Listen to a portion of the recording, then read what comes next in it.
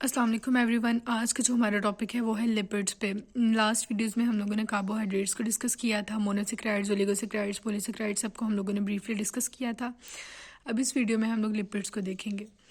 First of all हम लोग definition देख लेते हैं लिपिड्स की। The heterogeneous compounds, group of compounds related to fatty acids. Heterogeneous group of compounds यानी डिफरेंट ग्रुप्स इसके अंदर प्रेजेंट हो, ऐसा compounds related to fatty acid जो फैटी एसिड से रिलेट करता हो, उससे रिलेटेड हो, which are insoluble in water. Definition में ही उसने हमें बता दिया कि जो लिपिड्स होते हैं वो वाटर में इनसॉल्युबल होते हैं but soluble in organic solvents. लेकिन ऑर्गेनिक सॉल्वेंट्स के अंदर वो सॉल्युबल होते हैं। और ऑर्गेनिक सॉल्वेंट्स कौन से हैं? अल्कोहल है, ईथर है, क्लोरोफॉर्म है और बेंजीन है। उनको हम बोलते हैं लिपिड्स। ऐसे हेट्रोजीनस ग्रुप ऑफ कंपाउंड्स जो कि फैटी एसिड से रिलेटेड हों, वाटर में इनसॉल्युबल हों, ऑर्गेनिक सॉल्वेंट्स में सॉल्युबल हों, वो लिपिड्स कहलाते हैं। फर्दर हम लोग देख लेते हैं कि इनमें क्या क्या शामिल होता है। दे इंक्लूड फैट्स, इनमें फैट्स इंक्लूडेड होते हैं, ऑयल्स इंक्लूडेड होते हैं, वैक्सीज हैं, कोलेस्ट्रोल है, अदर रिलेटेड कंपाउंड्स भी इनके अंदर शामिल हैं। फर्दर हम लोग देखेंगे functions of lipids. Lipids are hydrophobic, यानी ये हाइड्रोफोबिक होते हैं, यानी वाटर से दूर भागने वाले कंपाउंड्स जो होते हैं उनको हम हाइड्रोफोबिक बोलते हैं। तो जो लिपिड्स हैं वो हाइड्रोफोबिक है और ये सेल वॉल के अंदर प्रेजेंट होते हैं। जो सेल वॉल है अगर उसके अंदर लिपिड्स प्रेजेंट है तो वो वाटर के अंदर डिजॉल्व नहीं होती। अगर उसके अंदर लिपिड्स प्रेजेंट ना होते या फिर अगर लिपिड्स हाइड्रोफिलिक होते यानी वाटर लविंग होते तो जो सेल वॉल है वो डिजॉल्व हो जाया करती वाटर में। उसके बाद एक्टिव स्टोरेज कंपाउंड्स, जो फैट्स होते हैं द एक्टिव स्टोरेज कंपाउंड्स, इनके अंदर एनर्जी होती है, ड्रॉपलेट्स होते हैं present. They have high proportion of CH bonds, इनके अंदर कार्बन हाइड्रोजन बॉन्ड्स की हाई प्रोपोर्शन होती है और लो प्रोपोर्शन होती है ऑक्सीजन की। लिपिड्स जो हैं they store double amount of energy as compare to carbohydrates. Lipids के अंदर double amount of energy present होती है कार्बोहाइड्रेट्स की निस्बत। नेक्स्ट जो है वो ये है कि some provides insulation against atmospheric heat and cold. कुछ लिपिड्स जो है वो इंसुलेशन प्रोवाइड करते हैं हीट और कोल्ड से, यानी हीट से भी बचाते हैं बॉडी को और कोल्ड से भी बचाते हैं, लेयर बना लेते हैं इन ऑर्गेनिज्म। उसके बाद ये also act as waterproof, ये वाटर प्रूफ कंपाउंड्स के तौर पे एक्ट करते हैं, यानी कि जो वाटर के अंदर डिज़ोल्व नहीं होते, वाटर जो है वो इनसे पास नहीं होता, यानी ये वाटर के अंदर सॉल्युबल नहीं होते, इसलिए ये वाटर प्रूफ होते हैं। पीछे हम लोगों ने लिपिड्स की डेफिनेशन को देखा, उसकी करेक्टरिस्टिक्स को देखा। अब हम कुछ एग्जांपल्स को देख लेते हैं। Waxes in exoskeleton of insects, insects के एक्सोस्केलेटन के अंदर जो वैक्सीज प्रेजेंट होती हैं वो एग्जांपल हैं लिपिड्स की। उसके अलावा A wax cutin forms an additional protective layer on plant organs like leaves, fruits and seeds. Further वो कह रहा है कि जो प्लांट के ऑर्गन्स होते हैं जैसे लीव्स, फ्रूट्स और सीड्स, इनके इर्द गिर्द वैक्स क्यूटिन प्रेजेंट होते हैं, यानी एडिशनल लेयर प्रेजेंट होती है जो कि प्रोटेक्ट करती है प्लांट के जो ऑर्गन्स होते हैं उनको फ्रॉम डिफरेंट हार्मफुल थिंग्स। उसके बाद steroid hormones and cholesterol perform important function. Steroid hormones और जो कोलेस्ट्रॉल है ये भी लिपिड्स के अंदर ही आते हैं और इनके इंपॉर्टेंट फंक्शंस होते हैं। नेक्स्ट हम लोग देख लेते हैं classification of lipids. They are classified as waxes, acylglycerols, phospholipids, sphingolipids, glycolipids and carotenoids. इनको हम लोग देखेंगे बारी बारी, सबको नहीं लेकिन जो मेन है असाइलग्लिसरॉल जिसके अंदर आ जाते हैं, वैक्सीज हैं, स्पिंगोलिपिड्स, कैरोटिनॉइड्स, इनको हम देखेंगे बारी बारी। जो पहला वाला है हमारे पास वो है असाइल ग्लिसरोल और ये होते हैं fats. The esters of fatty acids and alcohols are called acyl glycerols. Fatty acid और अल्कोहल के जो ईस्टर्स होते हैं, जो इनकी चेन्स होती हैं, उसको असाइल ग्लिसरोल बोलते हैं, यानी ये बनते हैं फैटी एसिड से और असाइल ग्लिसरोल से। फर्दर हम लोग देखेंगे इनकी डिटेल कि असाइल फैटी एसिड्स किस अमाउंट में होते हैं और अल्कोहल किस अमाउंट में होती है। Ester is produce as a result of chemical reaction of alcohol with an acid. Ester जो है ना वो प्रोड्यूस होता है as a result of chemical reaction. Chemical reaction होता है अल्कोहल और एसिड के दरमियान, जिसकी वजह से ईस्टर बनता है। फर्दर जी हमारे पास है अ water molecule is release during this reaction. जब जो ईस्टर की प्रोडक्शन होती है, ईस्टर का जो अल्कोहल और एसिड का केमिकल रिएक्शन होता है, ईस्टर बनता है, इस रिएक्शन के दौरान एक वाटर मॉलिक्यूल रिलीज होता है। Most abundant acylglycerol is triacylglycerol. सबसे ज़्यादा जो अबंडेंट असाइल ग्लिसरोल है वो है triacylglycerol, also called as triglyceride और न्यूट्रल लिपिड। इसको ट्राई ग्लिसराइड भी बोलते हैं और न्यूट्रल लिपिड भी बोलते हैं। इसके अंदर क्या होता है जी, इसके मेन कंपोनेंट्स क्या होते हैं? It contains 3 fatty acids, 3 fatty acids होते हैं इसके अंदर। अब इसका हम लोगों ने रिएक्शन दिखाया है यहाँ पे।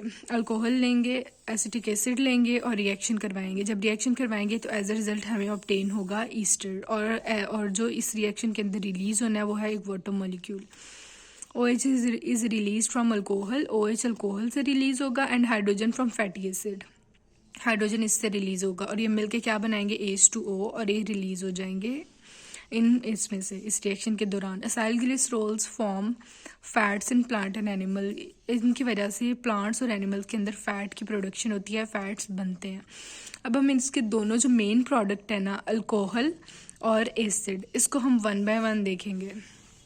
अल्कोहल को पहले देख लेते हैं। Alcohol is acyl glycerol is glycerol, glycerol is try hydroxyl alcohol.